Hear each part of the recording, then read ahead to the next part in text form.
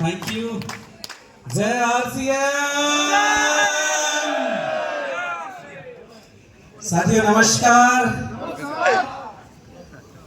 वाह क्या माहौल है, क्या दिन है, और बिल्कुल जो सोचा था उससे कुछ बड़ा है सर। हमने बहुत एक्सपर्ट मीट को लेकर के हम सब उत्सुक थे, हम एक्साइटेड थे, राइट? तो हमारी जो एक्साइटमेंट है वो अब धीरे धीरे प्रोग्राम में दिखाई देनी चाहिए कि नहीं चाहिए? नाश्ता हमें ऐसा करना था जैसे आज खाना ही नहीं है। किया कि नहीं वैसा ही नाश्ता कि भाई दोपहर में खाना ना भी हो तो अपना काम हो जाए, खाया ही नहीं। अब लंच ऐसा करना है कि शाम का नाश्ता ना हो। लंच कैसा करेंगे और फिर जाने से पहले फिर नाश्ता है आपके लिए, और ऐसा खाना है कि शाम में खाना ना पड़े। पक्का? चलिए साथियों, एक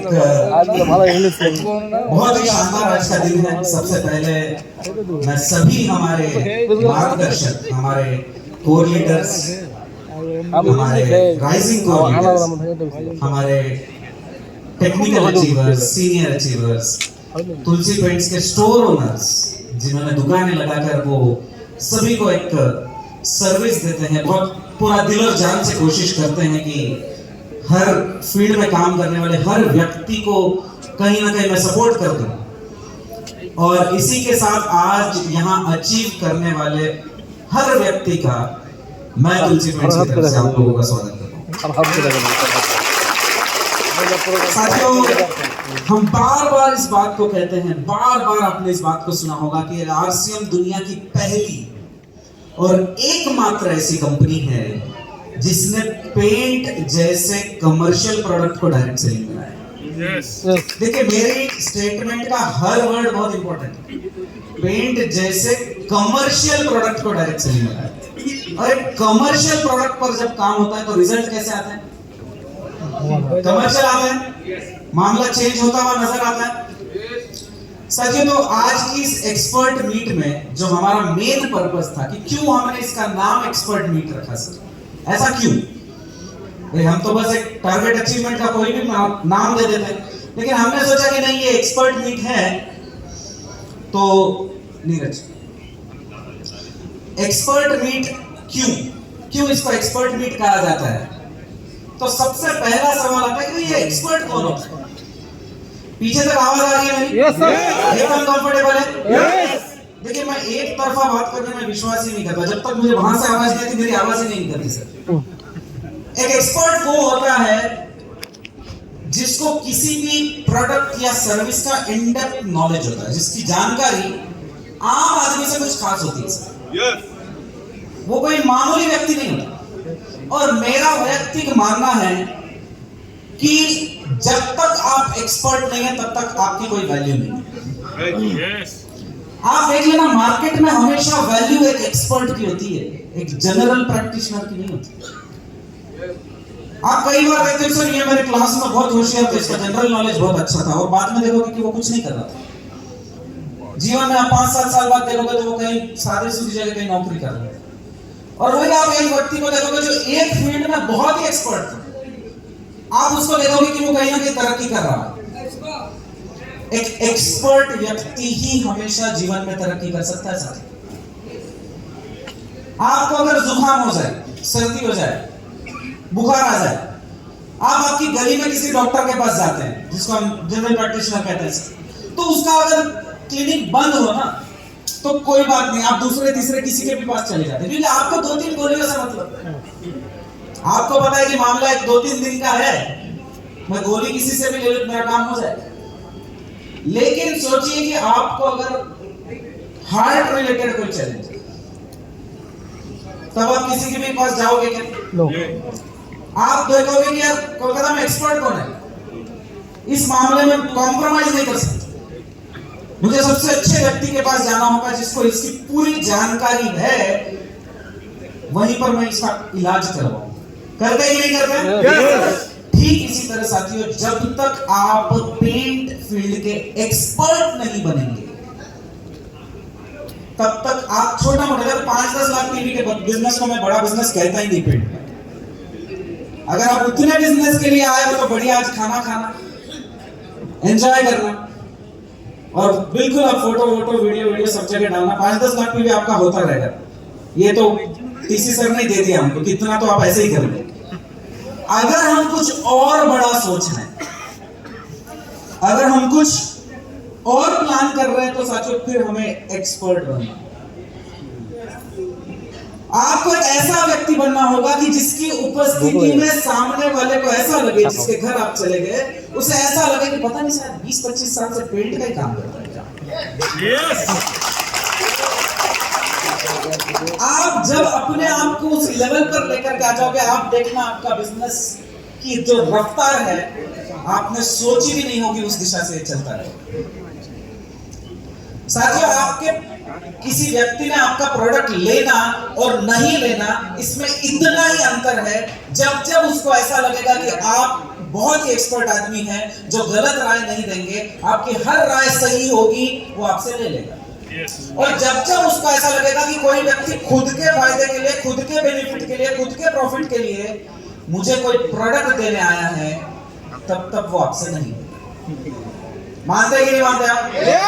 तो साथियों, अगला 40-45 मिनट उम्मीद करता हूं कि भूख नहीं लगी। भूख लग गई है क्या? पहले लंच करवा दे। तो अगला 40-45 मिनट जो है शांति से सुनिएगा कि कैसे हमें एक्सपर्ट बनना। ऐसी कौन सी चीजें हैं जिसको अगर हम करेंगे तो हम ऐसी पोजीशन पे आ जाएं कि हम अगर किसी भी साइट पर पैर रख दे तो वहां से बिना ऑर्डर के वापस नहीं जाए। समझना चाहेंगे? बता दूं साथियों, बंगाल में जब इस काम की शुरुआत हुई, आज अधिकतर टीम बंगाल से, इसलिए बंगाल की बात करता हूं।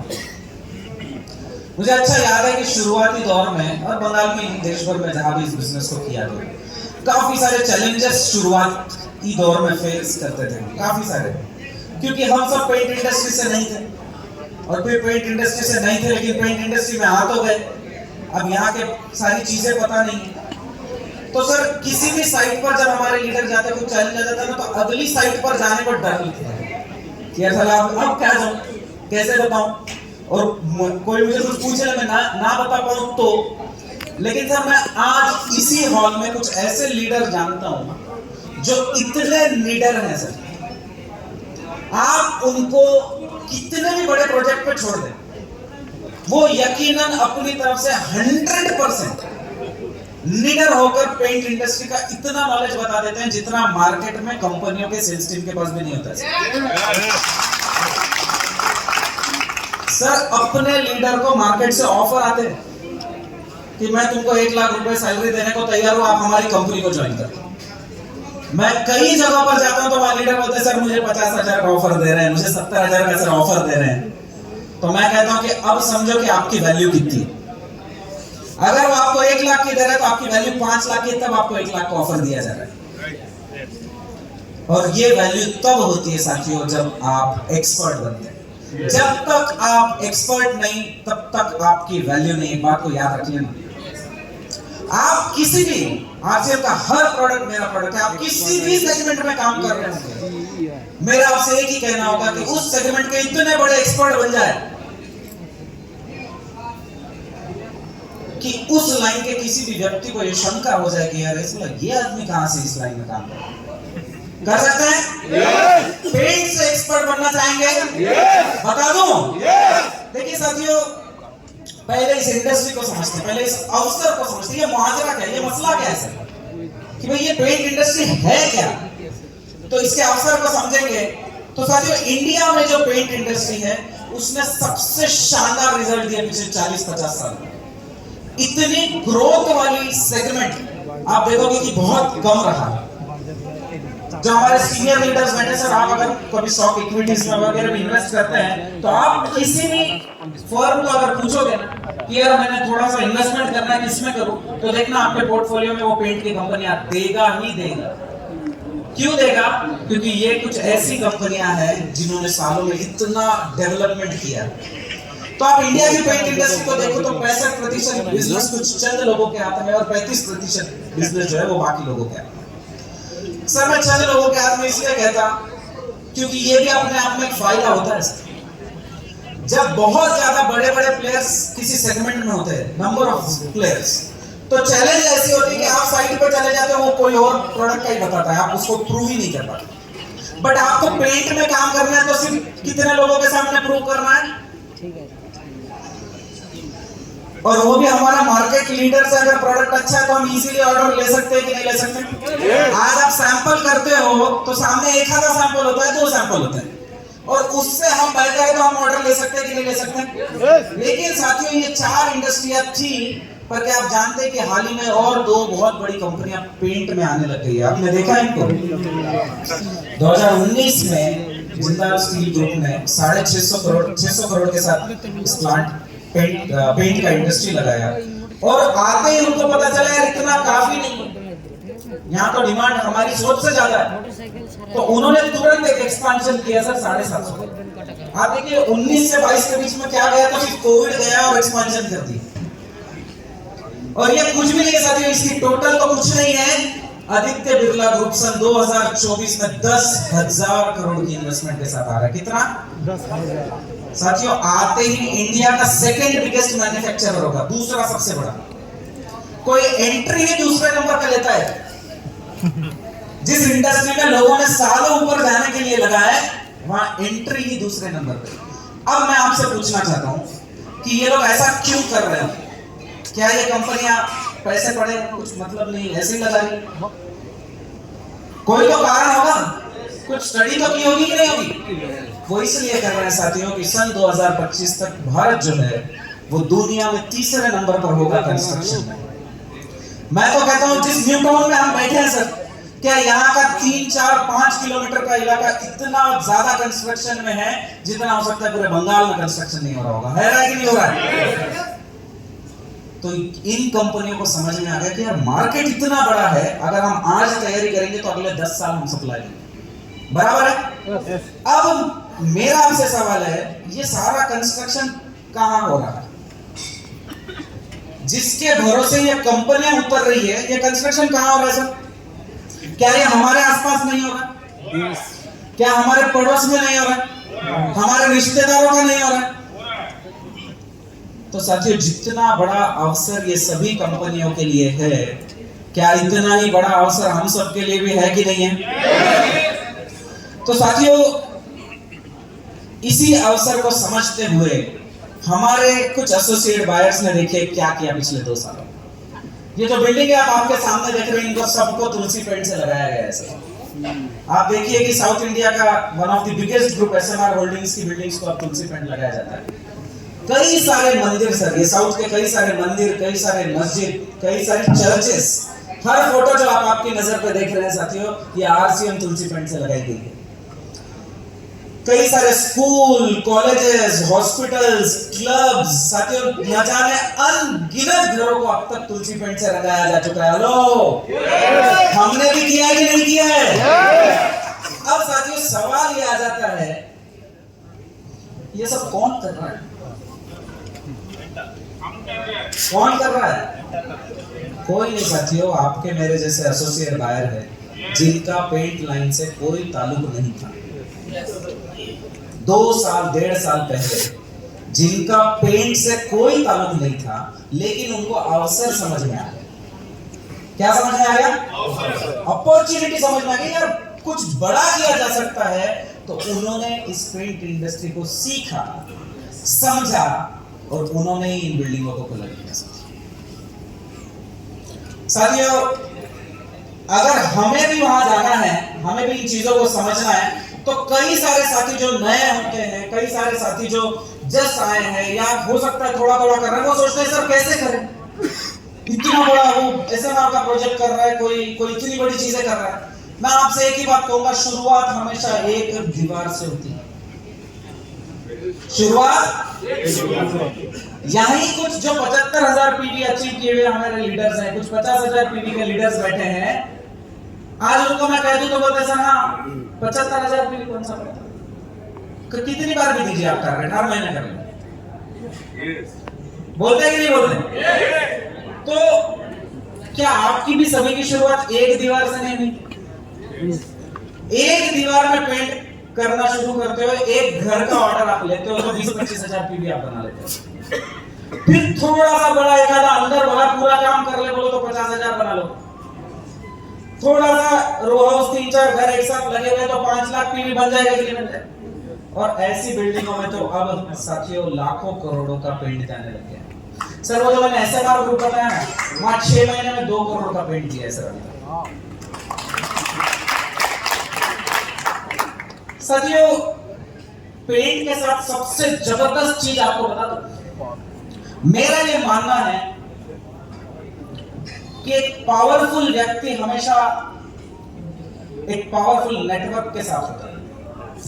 आप कभी भी एक नए व्यक्ति को मिलते हैं, कभी जुड़ते हैं, तो वो अकेला नहीं आता, उसका नेटवर्क वो साथ लेकर आता है कि हाँ चलो मेरे ये पहचान का है, मेरा ये मैं वो करूंगा। होता है कि नहीं होता है? yes. और पेंट एक ऐसा प्रोडक्ट है जिसमें आपकी मुलाकात कुछ पावरफुल लोगों से होने लग जाती है। Building contractors, paint contractors, architects, engineers मिलते हैं कि नहीं मिलते हैं? yes. और जब वो हमारे साथ जुड़ जाते हैं तो क्या वो अकेले आते हैं या अपना पावरफुल नेटवर्क लेकर आते हैं? Powerful network. और साथियों देश भर में अब ऐसा होने लग गया है सर। कुछ लोकेशन पे जहाँ आर्किटेक्ट जुड़ जाते हैं वहाँ एक आर्किटेक्ट के साथ कई आर्किटेक्ट्स हमारे साथ जुड़ने लग जाते हैं। जब इंजीनियर जुड़ जाते हैं तो कई सारे इंजीनियर्स हमारे साथ जुड़ने लग जाते हैं। और पेंट कॉन्ट्रैक्टर्स जब हमारे साथ जुड़ते हैं तो बहुत सारे पेंट कॉन्ट्रैक्टर्स हमारे साथ आने लग जाते हैं। हेलो तो ये पावरफुल नेटवर्क बनाने के लिए, पावरफुल लोगों में जाने की हमें एक अवसर देता है। पिन लेवल की मैं बात करूं सर तो देश भर में अब कितने न जाने में ऐसे उदाहरण दूं कि जहां पिनें मेंटेन नहीं हो रही थी वहां पेंट पर काम करते करते अब मेंटेन भी होने लग गई है सर। और इस साल कुछ नई पिनों की भी तैयारी देश भर में जो पेंट पर काम कर रहे हैं वो साथी कर रहे हैं। बहुत सरल है साथियों, जितना हम सीखेंगे उतना हम कमाएंगे, सिंपल। और सीखने के लिए सबसे इंपॉर्टेंट, कितने साथी नांदेड़ आए थे? एक बार हाथ खड़ा करें। वो सर एक बार कितने साथी यहाँ से नांदेड़ आए थे? एक बार हाथ ऊपर रखे जितने साथी नांदेड़ आए। जोरदार ताली एक बार सभी के लिए। ताकि जब आप कुछ बड़ा करना चाहते हैं तो आपको उसको पूरे अंत तक समझना होता है। और आपने नांदेड़ आने का निर्णय लिया, आने के बाद बिजनेस बढ़ा कि नहीं बढ़ा? आने के बाद कुछ हमने सीखा कि नहीं सीखा? इसी तरह साथियों हर महीने की 6 तारीख को नांदेड़ में ट्रेनिंग होती है। जब पिछली बार आप आए थे तब तो एक टारगेट दिया गया था, आपका स्टे, फूड सब कुछ उसमें था।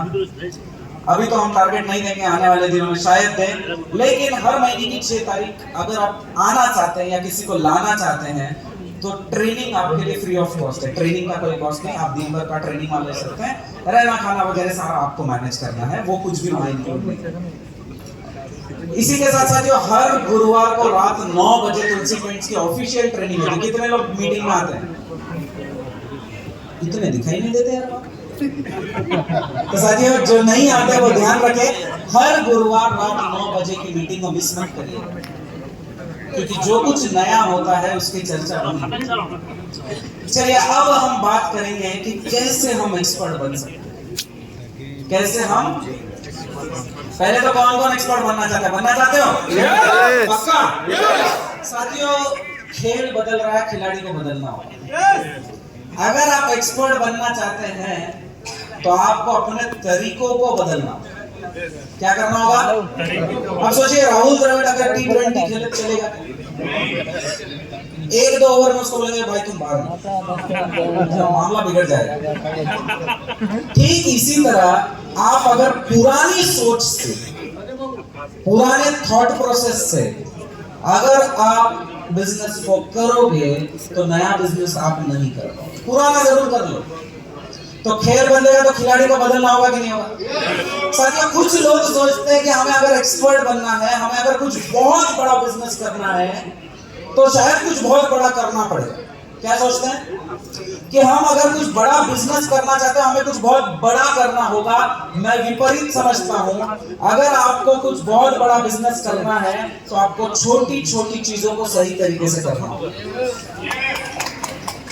बिजनेस कभी भी कुछ बहुत बड़ा करने से बड़ा नहीं होता सर।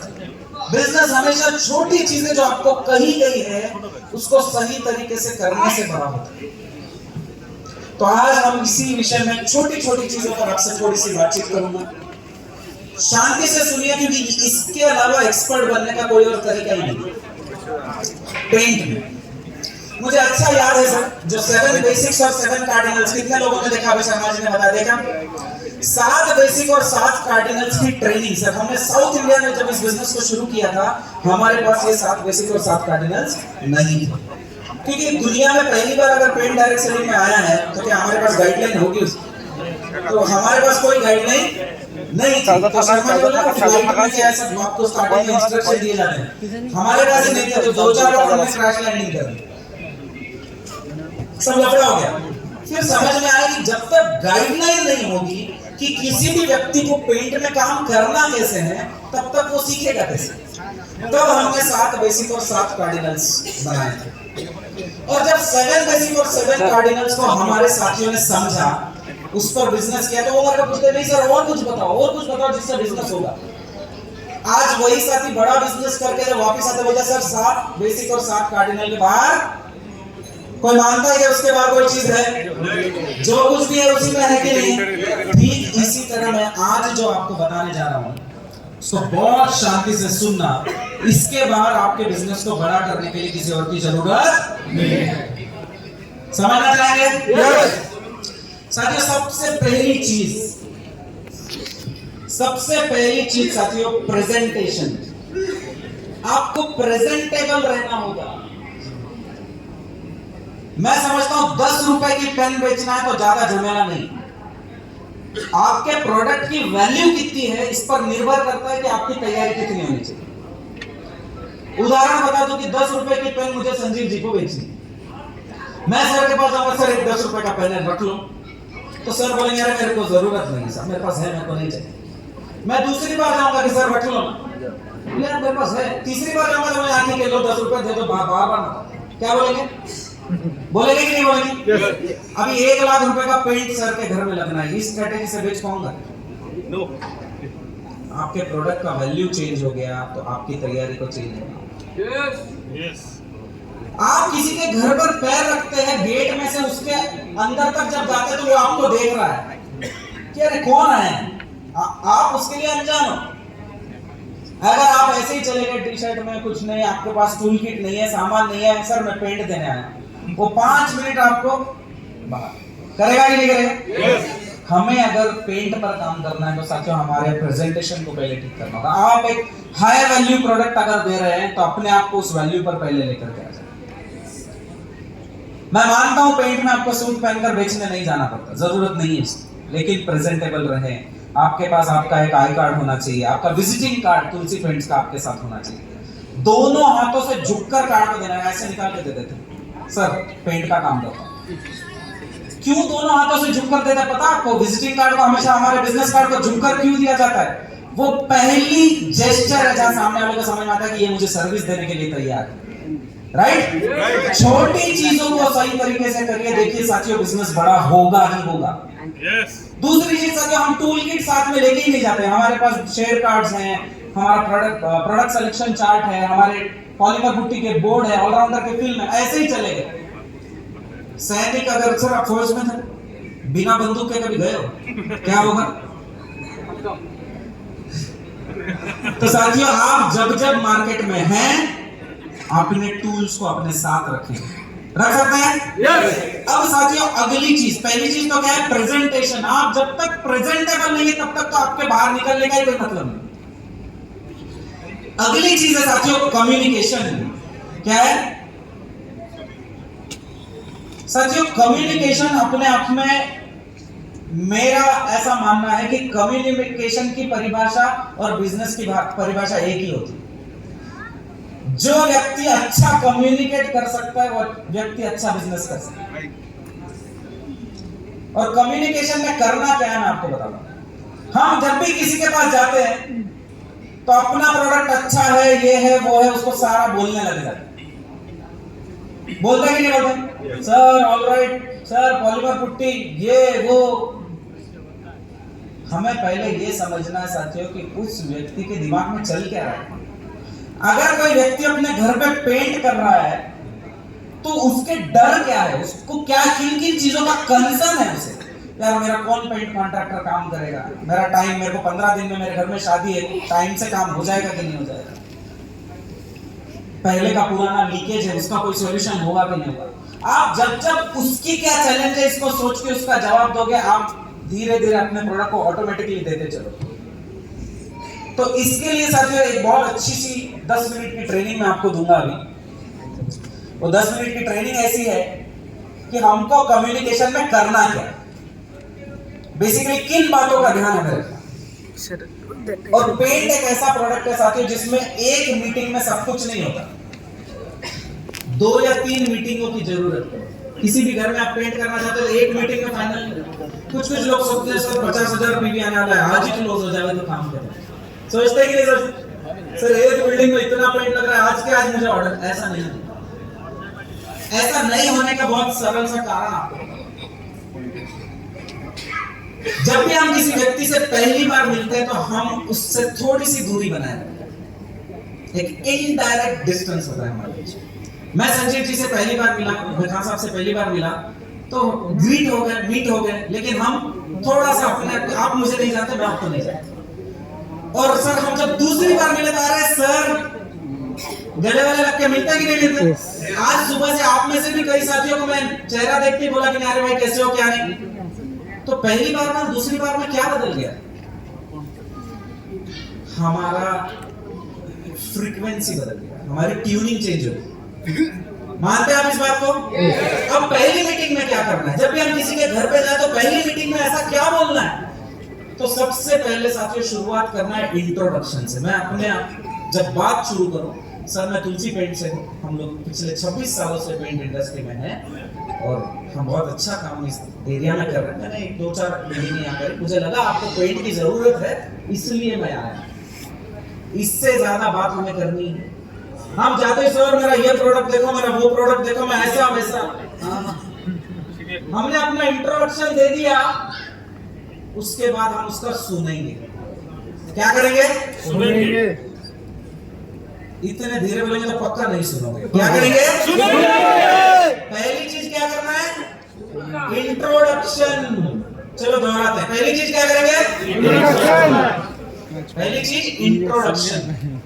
दूसरी चीज उसकी नीड को समझना। क्या समझना है?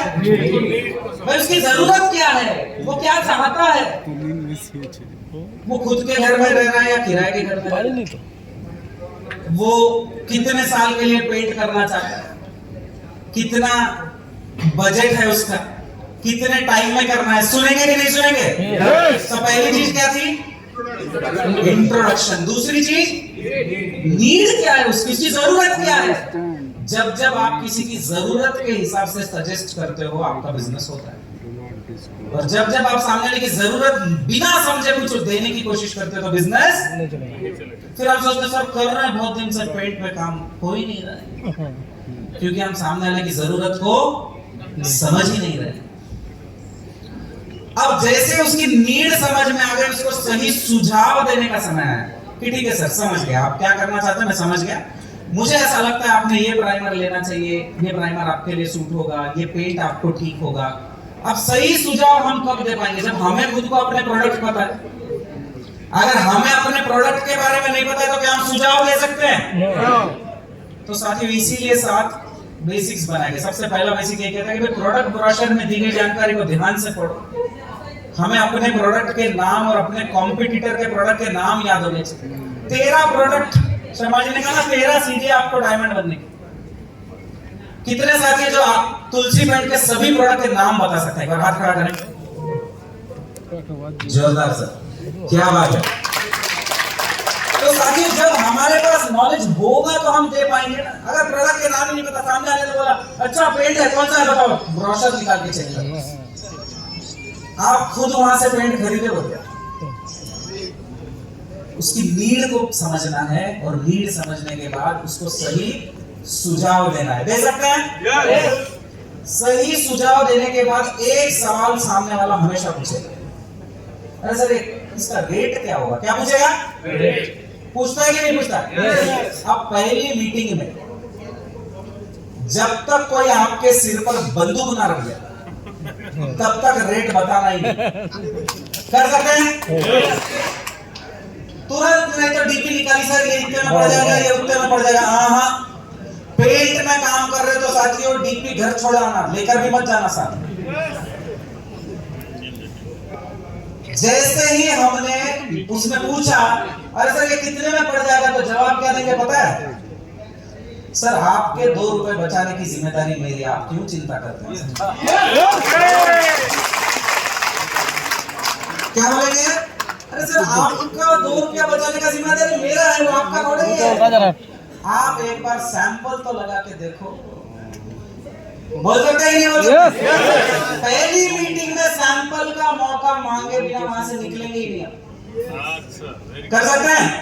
और एक बार सैंपल लगने पे क्या होता है साथियों? फ्लॉप। सैंपल लगने पर काम हमारा बनता है कि नहीं बनता है? हमें प्रूव करने का मौका चाहिए। वो जैसे रेट पूछेगा, कई सारे लोग बता देते सर डीपी इतने में, हमारा मार्केट से सस्ता है। सस्ता आपके मुंह से निकल गया, समझना साइट चली। सस्ता आपने बोल दिया, समझना साइट। इस देश में लोग 2 ही दिन के लिए पैसे बचाते हैं, एक शादी है ना, एक घर बनाने के लिए और एक घर बसाने के लिए। मैं हमेशा कहता हूं एक घर बसाने के लिए खर्चा करते हैं और एक घर बनाने के लिए। अब कोई अपने सपनों का घर बना रहा है तो उसमें सस्ता प्रोडक्ट लगाएगा क्या? अरे वो ग्रेस भी लगाएगा तो बोलेगा sir value for money product. क्या बोलेगा? सस्ता इस शब्द को कभी जिंदगी में इस्तेमाल मत करना। आपको बहुत फील होता है सर मैं तो कॉस्ट के बेसिस पे जीत जाऊंगा। मैं कहता हूं कि सही प्रोडक्ट देने वाला व्यक्ति वो है जो अपनी कीमत पर मटेरियल बेचता है। किस पर? अगर कोई ये सोच करके देता है कि कम में दूंगा तो सामने वाला लेगा, तो समझ लेना आप बिजनेस नहीं कर रहे हो, आप समाज की सेवा कर रहे हो। साथियों पहली मीटिंग में कॉस्ट नहीं बताएंगे, बोलेंगे सर आपके 2 रुपए बचाने की जिम्मेदारी मेरी, एक बार मेरा सैंपल तो लगा के देखो। अब आपने क्या किया? एक तीर में 2 निशान करो।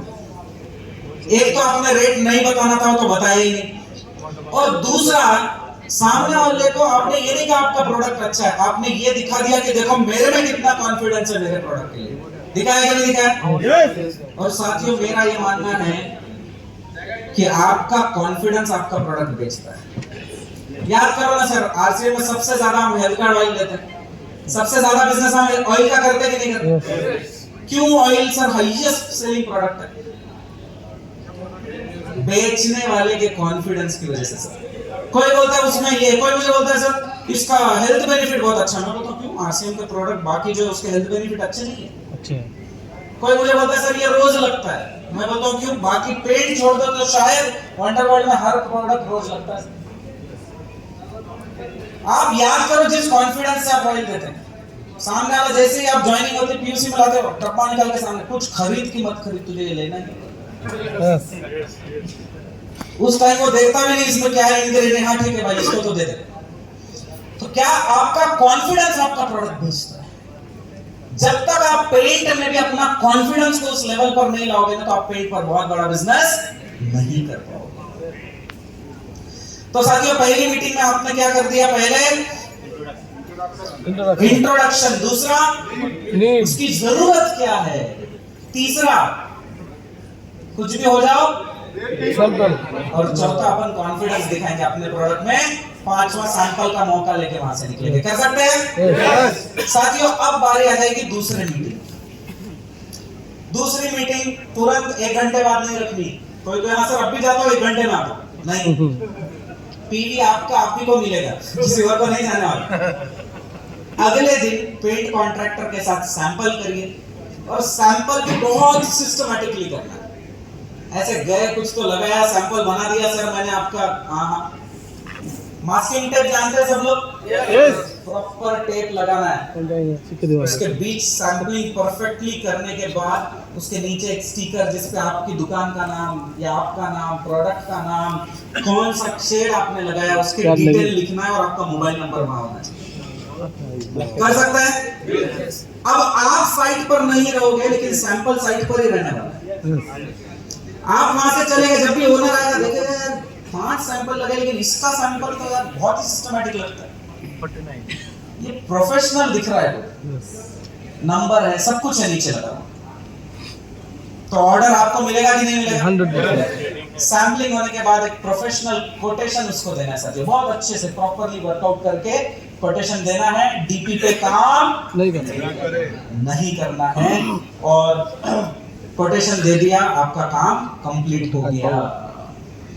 अब साथियों मैं हमेशा कहता हूं एक विन विन सिचुएशन बनाना चाहिए। कौन सा सिचुएशन? विन विन सिचुएशन एक ऐसी सिचुएशन होती है जिसमें हर आदमी को लगता है सर मैं जीत गया। एक ऐसा खेल जिसमें आप और मैं दोनों खेल रहे हैं और दोनों को लगा मैं जीत। तो ये विन विन सिचुएशन हमारे केस में कैसी होती है पता है? घर मालिक को ऐसा लगना चाहिए, जिसका घर है जिसमें आपने पेंट लगाया, उसको ऐसा लगना चाहिए यार मुझे जबरदस्त प्रोडक्ट मिल गया, बहुत अच्छी कीमत में मिल गया, बहुत जबरदस्त सर्विस मिल गई, मेरा तो काम बढ़िया हो गया। ये क्या उसको लगना चाहिए। और हमें क्या लगना चाहिए पता है? एमआरपी में सिर्फ 10% डिस्काउंट देने से काम हो गया,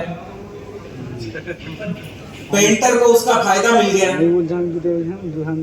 सब कुछ बढ़िया हो गया। ये हमारे लिए विन सिचुएशन है कि नहीं है? यस। जितनी बार आप विन विन सिचुएशन बनाओगे आप देखोगे कि आपका बिजनेस ग्रो कर रहा है, और इस सिचुएशन में कोई भी एक आदमी हारेगा आपका बिजनेस ग्रोथ से रुक जाएगा। हेलो, अगर घर मालिक को लगता है यार मेरा ठीक नहीं हुआ, मेरा कहीं नुकसान हो गया, तो क्या आप बड़ा बिजनेस कर पाओगे? और अगर सब कुछ कर लिया, 15-20 दिन, 1 महीना एक साइड पे काम किया, ना पेंटर को कुछ बचा ना आपको कुछ बचा, तो क्या ये बिजनेस आगे बढ़ पाएगा? हमेशा विन विन सिचुएशन को बनाना है। बना सकते हैं? पक्का? तो साथियों अगली चीज जिस पर आपको ध्यान देना है वो है स्किल्स। आपको स्किल डेवलप करने होंगे। अब पेंट में स्किल क्या होती है? छोटी छोटी चीजें मैं बार बार दोहराऊंगा। अगर आप छोटी चीज समझ जाते हो तो बड़ा काम हो जाता है। आप साइट पर बैठे हैं, किसी ने बोला सर कितना पेंट लगेगा, तो तुरंत निकाल के दे दिया, सामने वाले को लगता है एक्सपर्ट आदमी लग रहा है, तुरंत बता दिया कितना प्रोडक्ट लगेगा, बजट कितना जाएगा, टेंटेटिव काम कितना होगा। और वही सामने वाले ने पूछा कितना लगेगा, सर पेंटर को पूछ के बताओ। तो जब तक आप पेंटर को पूछ के बताओगे बिजनेस को और लेकर के जाए। स्किल को डेवलप करिए साथियों। एरिया कैलकुलेट करना, कोटेशन बनाना, शेड का सुझाव देना। जैसे जैसे आप पेंट लाइन में काम करोगे ना, तो किसी नए व्यक्ति के घर चले जाओगे, वो पूछेगा यार कौन सा कलर लगाओ, पिंक अच्छा दिखेगा कि ब्लू अच्छा दिखेगा। अब बंगाल में तो बहुत ही कलरफुल घर बनते कि नहीं बनते? तो हम अगर अच्छे अच्छे सुझाव देना नहीं सीखेंगे तो क्या हम पेंट इंडस्ट्री के नजर आएंगे? नहीं।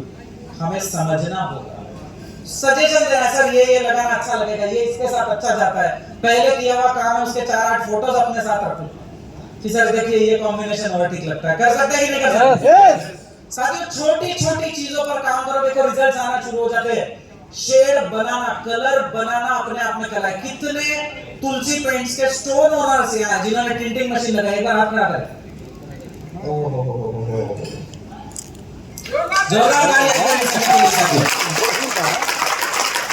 हम सब लीडर सोचते हैं शेड बना के देना, बेस लाना, बेस मैनेज करना स्टोर वाले की जिम्मेदारी है। सोचते हैं कि नहीं सोचते? जब जब आप ऐसा सोचोगे तो आप शेड बनाने में परेशान रहोगे। जब जब आप ये समझ लोगे कि कौन सा बेस किस कारण यूज होता है, कौन सा शेड कैसे बनता है, तब तब आपकी चिंताएं दूर होने लग जाएगी। आज हमारे बीच एक बहुत जबरदस्त पर्सनालिटी है झारखंड गिरिडीह से, अरविंद जी। मैं उनका एक किस्सा आपको सुनाता हूँ। हम उनकी दुकान में एक बार बैठे थे, एक ही बार मेरा गिरिडीह जाने का काम पड़ा, या उन्होंने मुझे एक किस्सा बताया कि एक कस्टमर आया सर सामने से, और कस्टमर ने कोई पर्टिकुलर शेड चुना हुआ था और वो शेड थोड़ा सा डार्क था। तो अरविंद जी तुरंत उनको क्या बोला, अरे घर के अंदर इतना डार्क कलर कौन लगाएगा? तो इन्होंने तुरंत बाजू में पेंट कॉन्ट्रैक्टर था, उसको बोला क्यों पेंट कॉन्ट्रैक्टर साहब बराबर लगेगा? उसने बोला नहीं नहीं अच्छा नहीं लगेगा। फिर इन्होंने दूसरा शेड बनाया और उसको दे दिया, वो चला गया। मैंने इनको पूछा साहब ऐसा क्यों किया? अरे सर बेस 20 स्टॉक में ही नहीं है। अरे बोले बेस 20 मांग लेगा, कहां से लेकर आएंगे? आप जब इस जानकारी को समझ जाओगे ना, आप सुझाव भी वैसे ही दोगे।